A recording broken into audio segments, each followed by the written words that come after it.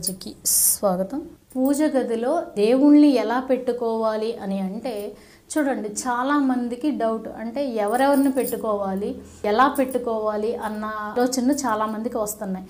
ఏంటి అంటే వెంకటేశ్వర స్వామి లక్ష్మీదేవి కలిపి ఉన్న ఫోటో ఒకటి పెట్టుకోవచ్చండి, లేదా సూర్యనారాయణమూర్తి ఫోటో ఒకటి, విఘ్నేశ్వర స్వామి ఫోటో ఒకటి, అలాగే సుబ్రహ్మణ్యేశ్వర స్వామి ఫోటో ఒకటి, అలాగే శివ పార్వతుల ఫోటో ఒకటి.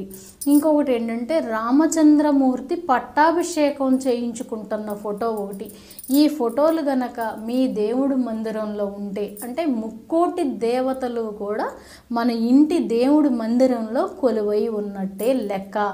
వీళ్ళు గనక ఉన్నట్టయితే నిత్యం మీరు ఆరాధించే ఆరాధనలో విఘ్నేశ్వరుడిని, అలాగే వెంకటేశ్వర స్వామిని, లక్ష్మీదేవిని, అలాగే సూర్యనారాయణమూర్తిని, సుబ్రహ్మణ్యేశ్వర స్వామిని, శివపార్వతుల్ని, అలాగే